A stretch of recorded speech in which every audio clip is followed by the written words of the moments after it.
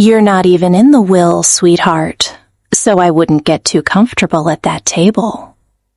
My stepmother's voice didn't just break the silence. It sliced through the kitchen like a sharp knife. It was the 4th of July at Seneca Lake. To anyone else, it looked like a perfect family holiday. To me, it felt like a trap. But as I looked at the $15,000 check in my hand, I realized something Victoria didn't. She thought she was insulting me, but she had actually just handed me the key to her own destruction. Most people see a check and think of money. I'm a CPA, a forensic accountant.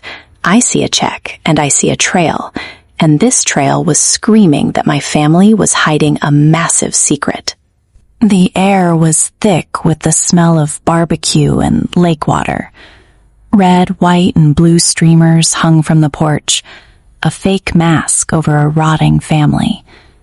My grandmother, Ruth, sat at the head of the table. She was 81, with sharp brown eyes that never missed a detail. She handed out 4 envelopes, one for me, one for my half-sister Brooke, one for my stepbrother Marcus, and one for my biological brother Connor. I opened mine and saw the check, $15,000. My name, Elena Calloway, was printed in cold, neat letters. Before I could even say thank you, Victoria's manicured fingers snatched the check from my hand. She held it up to the sun like it was a fake bill. "Oh, Ruth," she said with a fake, sweet smile that made my skin crawl. "This is from that old account you closed months ago. You're confused again, dear. You can't write checks from dead accounts. It's confusing for everyone." My grandmother didn't say a word. She just took a slow sip of her iced tea. Marcus, Victoria's son, didn't even open his envelope. He tore it in half and dropped the pieces on his plate like trash. Brooke looked at Victoria, got scared, and threw her envelope into the garbage. "Sorry, Grandma," Brooke whispered. I looked at Ruth. For a split second, she pressed her finger to her lips, a silent shush. I slid my check into my pocket. In a house where everyone treated me like furniture, nobody noticed. The first lie. I couldn't sleep that night. At 8 a.m. the next morning, I drove to the local bank. I handed the check to the teller, my hands shaking in my pockets. "Is this valid?" I asked. The teller typed into her computer, squinted at the screen, and smiled. "Yes, it's an active account. The funds are there. Do you want to deposit it?" I nodded. As the receipt printed, my heart hammered. The check was real. Victoria had lied to the whole family just to make my grandmother look like she was losing her mind. But why? Why lie about $15,000? In my world, if the first page of a book is a lie, the whole story is a crime. You need to understand the Calloway family. My mother died when I was 11. She was a math teacher who taught me one rule: numbers don't lie. People do. My father remarried Victoria a year later. Victoria brought Marcus, her golden boy. He got the private coaches, the branding Audi, and the luxury life. I got a used calculator and a reminder that college isn't for everyone. I worked 60 hours a week to become a CTA because no one in my house thought accounting was important. "Elena does the taxes" was how they introduced me at parties. They thought I was a boring bookkeeper. They let me handle their files, their passwords, and their cloud storage because they thought I was too stupid to understand what I was looking at. 3 years ago, I asked my father for a $2,000 loan for an apartment. He told me money is tight. 2 days later, Marcus posted a photo from a $1,400 a night resort. I knew the price because I was the one who saw the credit card bill. They didn't even hide it from me. Then I found the big one. A letter arrived at Ruth's house by mistake. It was a statement for a trust fund left to me by my mother's family. The balance was $520,000. I was supposed to get it when I turned 25. I was 27 now, and I hadn't seen a single penny. When I asked my father, he didn't even blink. "We moved that money into a family account for safety," he said. "Victoria told me, you don't have the financial sophistication to handle real money, Elena. Trust us." I stopped asking, but I didn't stop counting. I went to Ruth's house. She wasn't losing her mind. She was waiting for a partner. "They're trying to declare me incompetent to take my $12 million estate," Ruth told me, "but I've been doing math longer than they've been alive." We set a trap. Ruth called my father on speakerphone, acting like she was weak and confused. She offered to move her entire $12 million fortune into a trust for him and Victoria, but only if they provided a full financial report of all family accounts, including my trust, within 72 hours. "Of course, Mom," my father said, his voice shaking with greed. For the next 2 days, I sat in the shadows and watched.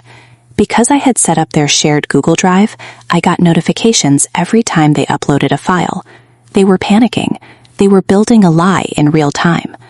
I watched them delete drafts and upload a final official statement. I downloaded it. To a normal person, it looked perfect. It had the bank logo and a balance of $520,000. But to a CPA, it was a joke. First, the math was wrong. They missed a $415 gap in the dividends. Second, the font was wrong. They used Times New Roman, the default font for Microsoft Word. A real bank uses professional software. But the killer was the metadata.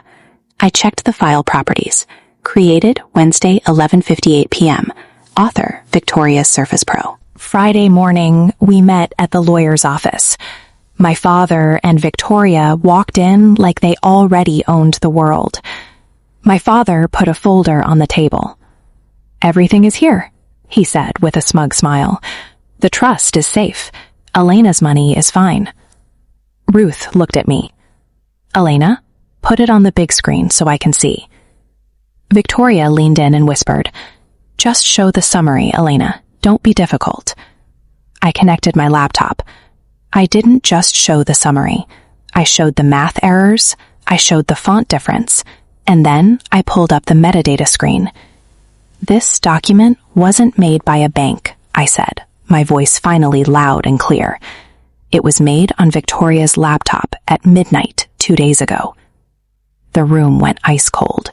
My father's face turned gray. Victoria tried to scream that I was lying, but the lawyer stopped her. "The metadata doesn't lie, Victoria," the lawyer said. "You've submitted a fake document to a legal meeting." My father started shaking. "We had cash flow issues. We were going to pay it back." Ruth stood up. She looked like a giant. "Elena is the only one in this family who knows the value of $1, she said. "And because you thought she was too nothing to notice, you've lost everything." Because of the fraud, Ruth's malfeasance clause kicked in. My father and Victoria were instantly cut out of the $12 million will. Marcus, who had spent my inheritance on cars and vacations, was left with zero. Security walked them out. Victoria grabbed my arm at the door, her nails digging into my skin. "You think you've won?" she hissed. "You're still nothing." I looked at her with total calm. "I'm a CPA, Victoria. I don't need to be something to you.